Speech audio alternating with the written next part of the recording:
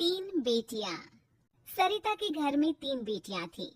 दो नौकरी करती तो एक पढ़ाई। अरे दवाई खत्म हो रही है, कोई है जो लेकर आएगा? तभी बड़ी बेटी रिया आ जाती है। हाँ पापा, ये रही आपकी दवाई। अभी खत्म होने में वैसे 2 दिन बाकी है। 2 दिन पहले ना बोले तो कौन सुनेगा? चिल्लाना तो पहले से पड़ता है ना कि सामान खत्म है। अच्छा जल्दी से छोटी चाय बना दे दीदी के लिए। जी माँ। और हाँ, पकोड़े तल लेना, बारिश का मौसम है, मजा आ जाएगा। मैं बाजार से आलू ले आती हूँ माँ, खत्म हो रहे हैं। घर का सारा काम बिल्कुल परफेक्ट चल रहा था। दोनों बेटियां पढ़ाई के बाद नौकरी कर रही थी और छोटी पढ़ाई, पिता की पेंशन और अपना मकान। लेकिन पास की कमला चाची। अरे ओसिया की माँ, तुम लोगों को कितने सालों से देख रही हूँ, परेशान ही देखा। भगवान एक बेटा दे देता तो। अब किसी जन्म का कर्म खराब रहा होगा चाची, जो लड़का नहीं हुआ। वैसे काश एक लड़का हो जाता। पास छोटी बैठकर पढ़ रही थी। वो माँ की बात सुनकर किताब बंद कर देती है और खिड़की में खड़ी हो जाती है। खिड़की के बाहर रवि, जो कि पास ही में रहता है। अरे छिटकी, क्या सारा दिन किताब में नजर गड़ाई रहती है? मैं नकल करना सिखा दूंगा तो आराम से पास हो जाएगी। आजा, चला, सब बाहर खेल रहे हैं। तू तो लड़का है, फिर पढ़ता क्यों नहीं? तेरे सर पर तो माँ पिता की जिम्मेदारी भी है ना। कैसी बात कर रही है यार? जिम्मेदारी मेरी नहीं, पिता की है।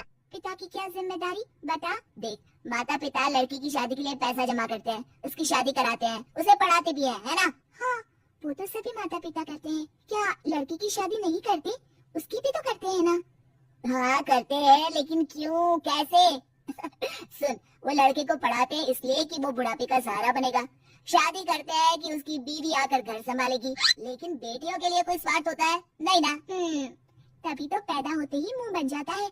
अब तू सोच, तू किसी के घर जाए और वो तुझे देखकर मुंह बना ले तो कैसा लगेगा? वो तो पागल होते हैं।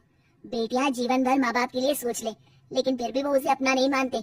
बेटे दिन रात निखट्टू बने रहे, लेकिन उम्मीद उन लोगों से फिर भी बहुत होती है ना? चल छोड़ना, तू ये बता कि किस जिम्मेदारी की बात कर रहा था तू पिता की? अरे यही कि अगर बेटे को बुढ़ापे का सहारा और रिटर्न के रूप में देख रहा है तो इन्वेस्ट भी तो अच्छा करना चाहिए ना। छिटकी समझ जाती है कि समाज की सोच क्या है और चाहे जो हो जाए उसे किताब बंद नहीं करनी। तभी वहाँ बड़ी बेटी आ जाती है। माँ, अरे ओ माँ, ये ले मिठाई खा ले। क्या हो गया? लड़का पसंद आ गया क्या कोई? भैया ऐसा हो तो मिठाई ना ही खिला। चली जाएगी तो घर कैसे चलेगा? अरे लड़की को क्या जीवन भर बिठाने का इरादा है? तू बता बेटी, किस चीज की मिठाई खिला रही है, क्या हो गया? अरे पापा, आपको पता है ना, जिस डॉक्टर के अंडर में मैं काम कर रही थी, उन लोगों ने मेरे काम को देखते हुए मेरी स्कॉलरशिप पास करवा दी है। अब अस्पताल में ही क्लास चला करेगी, आगे की पढ़ाई भी और पैसे की कमाई भी। ये तो अच्छी बात है। तो पढ़ जाएगी तो छोटे को भी अपनी राह लगा लेना। बाकी मछली तो वैसे ही ऑलराउंडर है। तीनों बेटियों के बाद भी उन लोगों के घर किसी चीज की कमी नहीं थी। पापा ये लीजिए कार की चाबी, मैंने आपके लिए कार ली है। अब आप कहीं भी जाएं तो अपनी कार से जाइएगा। अरे क्या जरूरत थी? जितना खर्च करोगी दहेज मांगने वालों के मुंह भी उतने ही खुल जाएंगे। तो हम दीदी की शादी ऐसे घर में करेंगे ही नहीं जहाँ शादी के लिए पैसे मांगने की जरूरत हो। अरे जो खुद खड़ा नहीं होगा वो हम लोगों के कंधे में क्यों शादी करेगा? क्यों पापा? अरे शादी में तो दहेज मैंने भी लिया था, तो क्या मैं तेरी माँ के कंधे पर हूँ? खुद की पेंशन है, बेटियां कमा रही हैं, मजे हैं।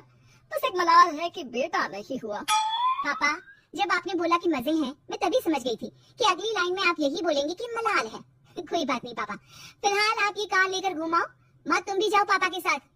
दोनों पति पत्नी बेटी की दी गई गिफ्ट कार में बैठकर घूमने निकल रहे थे कि पड़ोसी बोल पड़ता है। अरे भाई साहब, नहीं कार, यहाँ तो साइकिल भी बेचने की नौबत है। नजर ना लगाइए भाई साहब, जीवन में कार का सपना पूरा होना हम लोगों के लिए तो बहुत बड़ी बात है। हाँ हाँ, लाखों की कार हम हजारों की कमाई वालों के लिए कहाँ मुमकिन थी, ऊपर से तब जब कोई बेटा भी नहीं है। वैसे भाई साहब, आपकी साइकिल बिक क्यों रही है? भगवान की दुआ से तो आपके 4 लड़के हैं। हाँ हाँ, आपको तो हेलीकॉप्टर से घूमना चाहिए। अरे खाक हेलीकॉप्टर भाई साहब, अब क्या छुपाना, 2 लड़के तो कुछ कमाते ही नहीं, सारा दिन टीवी मोबाइल में लगे रहते हैं। और बड़े 2 जो किसी तरह जिम्मेदार बने भी हैं, बहू के कहने पर 1 पैसा हम लोगों को नहीं देते, ना इज्जत है ना मान सम्मान। हाँ भाई साहब, भाभी बता रही थी, बहू के होते हुए भी नौकरानी की तरह सारा दिन लगी रहती है घर के कामों में। आप किस्मत वाले हैं भाई साहब, जो बेटियां घर के साथ साथ बाहर का काम भी पूरी जिम्मेदारी से संभाल रही हैं। हाँ वो तो है, लेकिन कब तक? एक ना एक दिन तो ससुराल निकल जाएंगी। फिर तो वही हम दोनों और वही पेंशन। आप लोग भी कौन सा संजीवनी बूटी खा कर आए हैं? चलिए चलिए जाइए, नई कार का मजा लीजिए। अच्छा ऐसा करते हैं, मेरी बहन के घर चलते हैं, काफी वक्त हो गया है मिले। दोनों बहन के घर जाते हैं, जहाँ उसकी बहन और उसका पति बैठकर चाय पी रहे होते हैं।